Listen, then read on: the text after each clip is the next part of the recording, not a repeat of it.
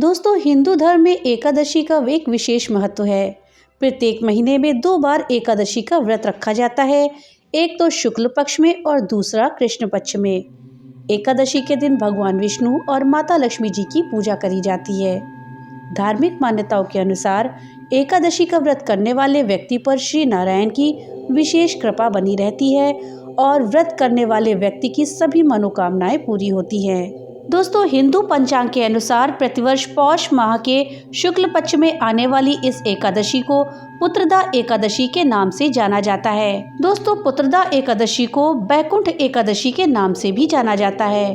दोस्तों, इस पावन दिन पे भगवान विष्णु के साथ माता लक्ष्मी की पूजा अर्चना विधि विधान के साथ करनी चाहिए। माता लक्ष्मी की पूजा करने से जीवन में सभी तरह के सुखों की प्राप्ति होती है। धार्मिक मान्यताओं के अनुसार भगवान विष्णु और माता लक्ष्मी जी की पूजा करने से व्यक्ति की सभी मनोकामनाएं पूरी होती हैं। इस चर और अचर संसार में पुत्रदा एकादशी के व्रत के समान कोई दूसरा व्रत नहीं है। इस व्रत के नाम के अनुसार ही इसका फल है। जिन व्यक्तियों को संतान में बाधाएं आती हैं, उन्हें पुत्रदा एकादशी का व्रत अवश्य करना चाहिए। ये व्रत बहुत ही शुभ फलदायक होता है, इसलिए संतान प्राप्ति के इच्छुक भक्तों को ये व्रत अवश्य रखना चाहिए, जिससे कि उन्हें मनोवांछित फलों की प्राप्ति हो सके। दोस्तों, आज इस वीडियो में हम जानेंगे कि पुत्रदा एकादशी का व्रत कब पड़ रहा है, क्या शुभ मुहूर्त है, इस व्रत को करने के क्या लाभ हैं, इस व्रत में हमें क्या करना चाहिए और क्या नहीं करना चाहिए, व्रत में क्या खाएं और क्या नहीं खाएं। साथ ही इस दिन हम तुलसी माता के कौन से ऐसे उपाय करें जिससे कि हमें शुभ फलों की प्राप्ति हो और माता लक्ष्मी और भगवान विष्णु प्रसन्न होकर के हम पे कृपा करें। इस जानकारी के लिए वीडियो में हमारे साथ अंत तक बने रहिएगा, जिससे कि आपको सही और सटीक जानकारी प्राप्त हो पाए। दोस्तों, एकादशी के दिन कुछ काम ऐसे होते हैं हमें जो भूल के भी नहीं करने चाहिए। इसमें पहला काम है कि पुत्रदा एकादशी के दिन तामसिक चीज़ों से हमेशा दूरी बनाकर रखनी चाहिए। इस दिन किसी के लिए भी अपने मन में बुरे विचार लेकर ना आए और इस दिन तुलसी जी में जल भी नहीं देना चाहिए। इस दिन माता तुलसी एकादशी का व्रत रखती हैं। दोस्तों, पुत्रदा एकादशी के दिन किसी का भी अपमान नहीं करना चाहिए और न ही किसी के लिए कोई अपशब्द कहना चाहिए और न किसी से लड़ाई झगड़ा करना चाहिए। पुत्रदा एकादशी के दिन किसी पशु पक्षी को परेशान ना करें और ना ही उसको आघात पहुंचाएं। दोस्तों, एकादशी के दिन चावल या चावल से बनी हुई चीज़ों का भूल से भी सेवन ना करें। इस दिन बाल और नाखून भी नहीं काटना चाहिए और ना ही बालों को धोना चाहिए। अब आइए जानते हैं कि पौष माह की कृष्ण पक्ष की पुत्रदा एकादशी कब से शुरू हो रही है। दोस्तों, पौष माह के कृष्ण पक्ष की एकादशी तिथि का प्रारंभ 9 जनवरी 2025 को दोपहर 12:22 पे शुरू होगा और इस तिथि का समापन 10 जनवरी को सुबह 10:19 पर होगा। पुत्रदा एकादशी के व्रत की तिथि 10 जनवरी 2025 है, अर्थात ये व्रत 10 जनवरी को रखा जाएगा। वहीं इस व्रत के पारण का समय 11 जनवरी 2025 को सुबह 7:15 से लेकर के सुबह 8:21 तक रहेगा। इस बताए हुए मुहूर्त में ही आपको इस व्रत का पारण करना चाहिए। दोस्तों, पुत्रदा एकादशी का व्रत करने से निसंतान दंपतियों को संतान के सुख की प्राप्ति होती है और जिनके पहले से ही संतान हो, वे अगर इस व्रत को करते हैं तो उनके संतान की उम्र लंबी होती है। इतना ही नहीं दोस्तों, संतान पे अगर कोई खतरा मंडरा रहा हो तो वो भी इस व्रत को करने से दूर हो जाता है। इसके अलावा पुत्रदा एकादशी पर व्रत करके लक्ष्मी नारायण की पूजा करने से घर में सुख समृद्धि और खुशहाली बनी रहती है। वीडियो में आगे बढ़ने से पहले आपसे एक छोटी सी रिक्वेस्ट है कि अगर अभी तक आपने वीडियो को लाइक नहीं किया है तो कृपया वीडियो को लाइक कर दें और ज़्यादा से ज़्यादा शेयर करें, जिससे कि ये जानकारी अधिकतर लोगों तक पहुंच पाए। और हाँ, अगर चैनल पे पहली बार आए हैं तो कृपया चैनल को सब्सक्राइब कर दें और बेल आइकन दबाना ना भूलें, जिससे कि मेरी वीडियो सबसे पहले आप तक पहुंच सके। तो चलिए वीडियो में आगे बढ़ते हैं। दोस्तों, एकादशी का व्रत करते समय हमें कुछ नियमों का पालन करना चाहिए। इस व्रत में कुछ चीज़ें ऐसी होती हैं जिनका कि हमें सेवन करना चाहिए और कुछ चीज़ें ऐसी होती हैं जिनका हमें भूल के भी सेवन नहीं करना चाहिए। तो दोस्तों, चलिए सबसे पहले जानते हैं कि इस दिन हमें व्रत में क्या क्या खाना चाहिए। दोस्तों, पहली चीज़ है जो कि हमें इस दिन सेवन करना चाहिए वो है साबूदाना। पुत्रदा एकादशी के दिन साबूदाना एक बहुत ही अच्छा भोजन होता है। ये हल्का और आसानी से पचने योग्य होता है, जो शरीर को ताकत देता है। आमतौर पर लोग साबूदाने की खिचड़ी या साबूदाने को खीर के रूप में बना करके खाते हैं। दोस्तों, चूंकि पुत्रदा एकादशी में नमक नहीं खाया जाता है, इसलिए आपको इस दिन साबूदाने की खीर बना करके खानी चाहिए। साबूदाना में उच्च मात्रा में कार्बोहाइड्रेट होता है, जो व्रत के दौरान शरीर को आवश्यक ऊर्जा प्रदान करता है। ये किसी भी प्रकार के तामसिक या भारी भोजन के मुकाबले शरीर को हल्का और सक्रिय बनाए रखता है। इसके अलावा इसमें फाइबर होता है, जो कि पाचन तंत्र को स्वस्थ बनाए रखने में मदद करता है। व्रत के दौरान साबूदाना का सेवन पवित्रता और शांति बनाए रखता है, क्योंकि ये एक सात्विक भोजन है। ये व्रती को मानसिक और शारीरिक रूप से शुद्ध करने में मदद करता है। दोस्तों, पुत्रदा एकादशी के दिन आपको ताजे फलों का सेवन भी करना चाहिए। फल सात्विक आहार होते हैं, जो कि शरीर को आवश्यक रूप से पोषण और ऊर्जा प्रदान करते हैं। व्रत के दिन आप ताजे फल जैसे कि सेब, केला, संतरा, पपीता, अंगूर इत्यादि खा सकते हैं। ये फलों में प्राकृतिक शर्करा होती है, जो कि शरीर में ऊर्जा का स्तर बनाए रखती है और व्रत के दौरान व्यक्ति को थकान से बचाती है। फल खाने से मन में शांति और संतुलन बना रहता है, क्योंकि ये हल्का और ताजगी से भरपूर होता है।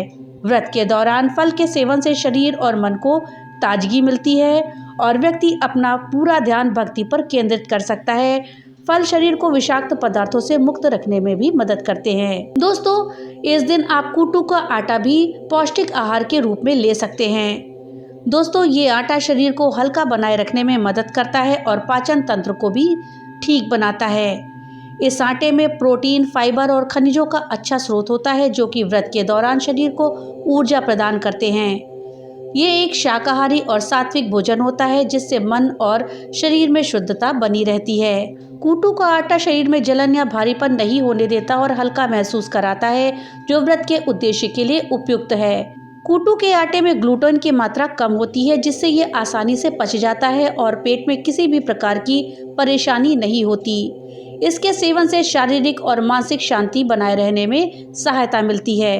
इसके अलावा आप सिंघाड़े के आटे को भी इस्तेमाल इस दिन कर सकते हैं। ये आटा भी आपके शरीर के लिए बहुत ही अच्छा होता है।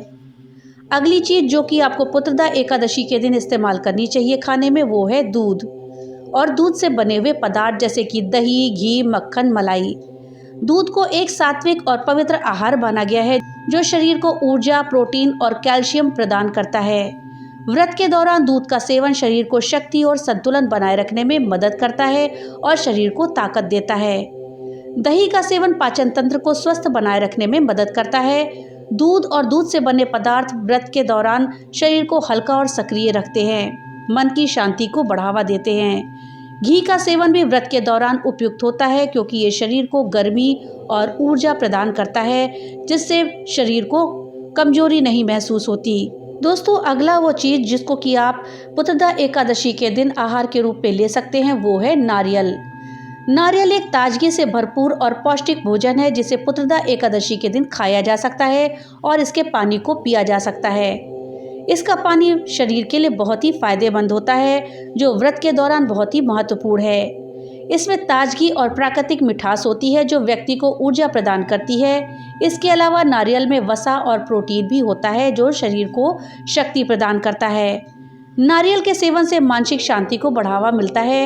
ये ताजगी और संतुलन को बनाए रखता है, जिससे व्रती भगवान के प्रति अपनी भक्ति में अधिक ध्यान केंद्रित कर सकते हैं।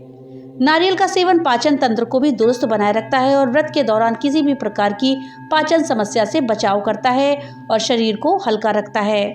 दोस्तों, एकादशी के दिन उपवास के दौरान शरीर को शुद्ध रखना एक मुख्य उद्देश्य होता है और लौकी का सेवन इस उद्देश्य को पूरा करने में अत्यंत ही सहायक सिद्ध होता है। धार्मिक दृष्टि से एकादशी का दिन मन और शरीर को शुद्ध रखने का अवसर माना गया है, जिससे व्यक्ति भगवान के प्रति अपनी भक्ति में पूरी तरह से एकाग्र हो सके।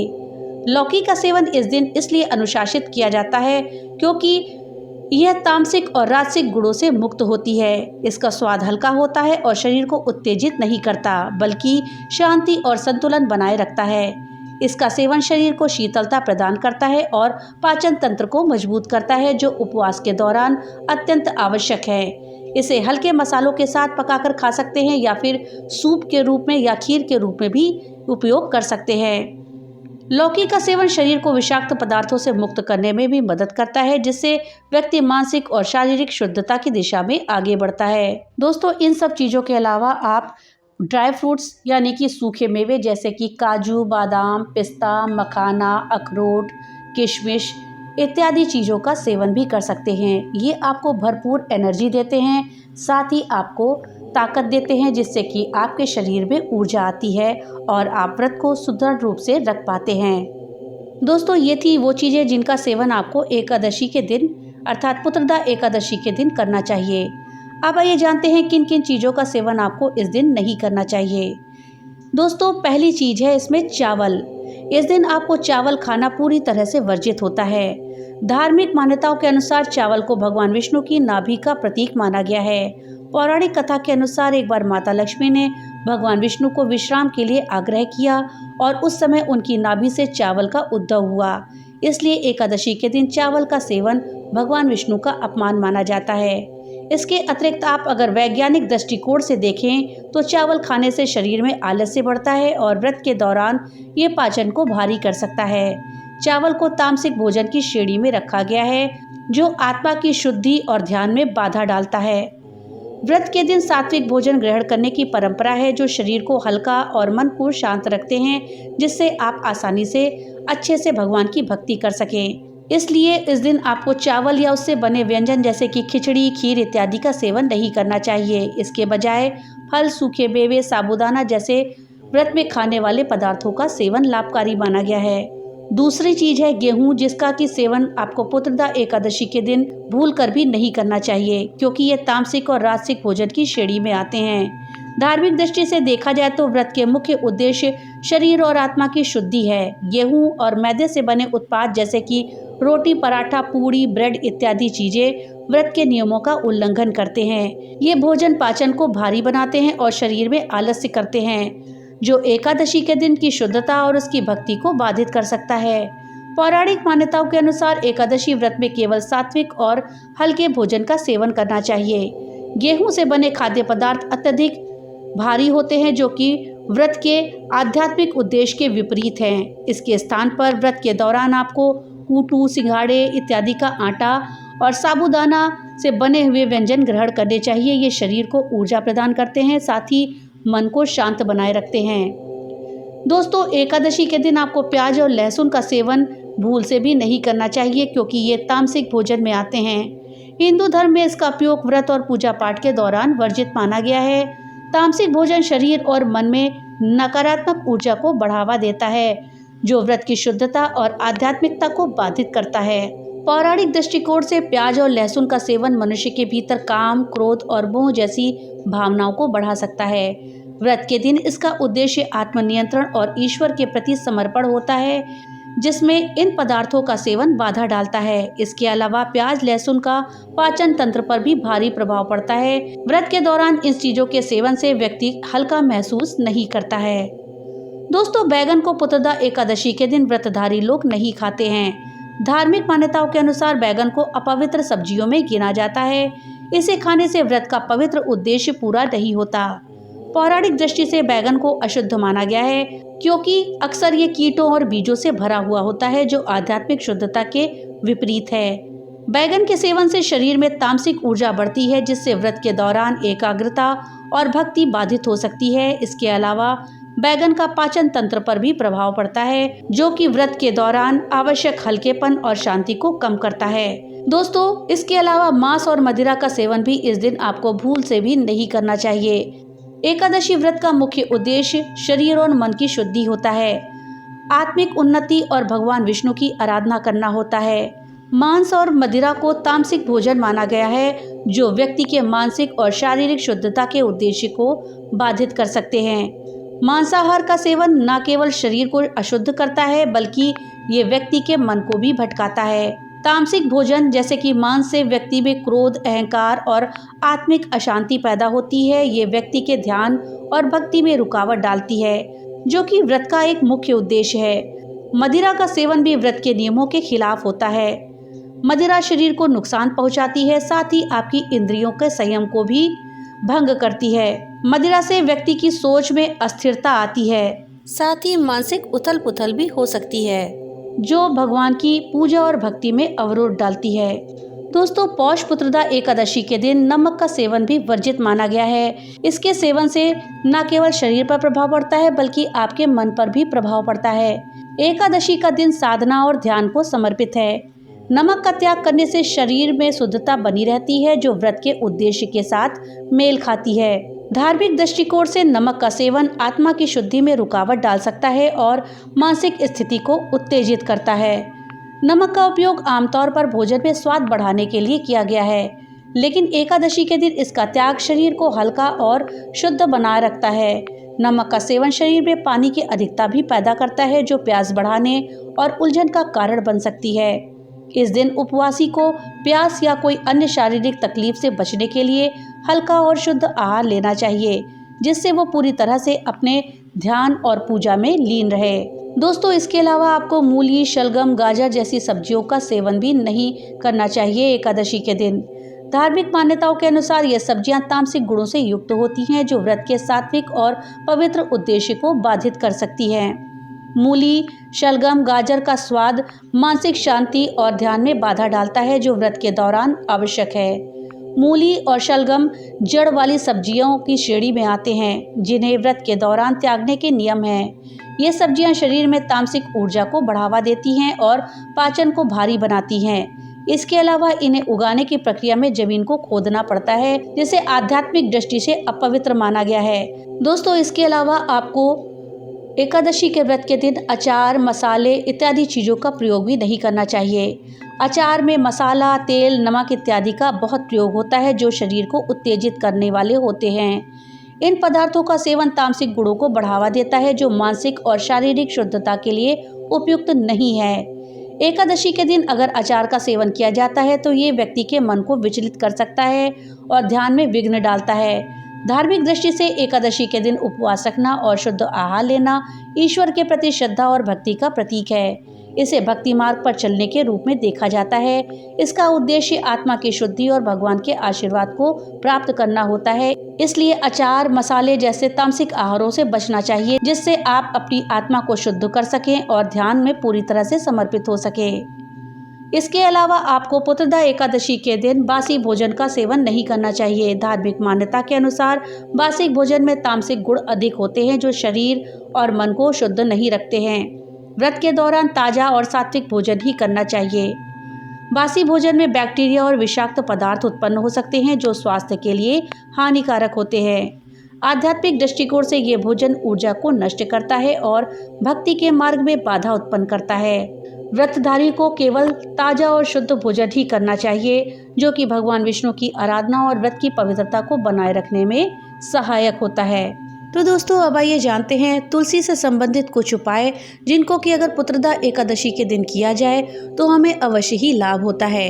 हमें अपने जीवन में सफलता मिलती है और हमारे जीवन में सुख और समृद्धि आती है।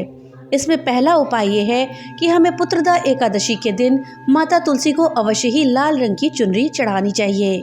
लाल रंग की चुन्नी चढ़ाने के बाद उनमें घी का दीपक जलाएं और उनकी आरती करें। ऐसा करने से हमारे जीवन में सुख और समृद्धि आती है। पुत्रदा एकादशी के दिन हमें तुलसी माता में लाल रंग का कलावा अवश्य बांधना चाहिए। ऐसा करने से हमारे जीवन की सभी आर्थिक समस्याएं समाप्त हो जाती हैं और हमें धन की प्राप्ति होती है। पुत्रदा एकादशी के दिन हमें तुलसी माता में कच्चा दूध अवश्य ही अर्पित करना चाहिए। कच्चा दूध अर्पित करने से हमारे दाम्पत्य जीवन में सुधार होता है। जो भी परेशानी दाम्पत्य जीवन में चली आ रही हैं वो दूर हो जाती हैं, और अगर हमारा जीवन सुख से बीत रहा है तो उसमें और भी मजबूती आती है। पुत्रदा एकादशी के दिन शाम को तुलसी माता के सामने घी का दीपक जलाएं, उसके बाद उनकी परिक्रमा करें और मंत्रों का जाप करें। ऐसा करने से माता तुलसी का आशीर्वाद हमें प्राप्त होता है। दोस्तों, आप ध्यान रखें कि विष्णु भगवान को माता तुलसी अत्यंत ही प्रिय है। इसलिए अगर हम तुलसी माता की पूजा करेंगे तो इससे भगवान विष्णु प्रसन्न होंगे और हमारे सभी कष्टों को दूर करेंगे और हमारे जीवन की सभी परेशानियों को दूर करेंगे। तो दोस्तों ये थी जानकारी पुत्रदा एकादशी के विषय में कि ये व्रत 2025 में किस दिन पड़ रहा है, इस दिन हमें क्या खाना चाहिए क्या नहीं और क्या करना चाहिए क्या नहीं। जानकारी आपको कैसी लगी हमें कमेंट बॉक्स में लिख करके जरूर बताइएगा। तो मिलते हैं अगली नई वीडियो के साथ, तब तक के लिए राधे राधे।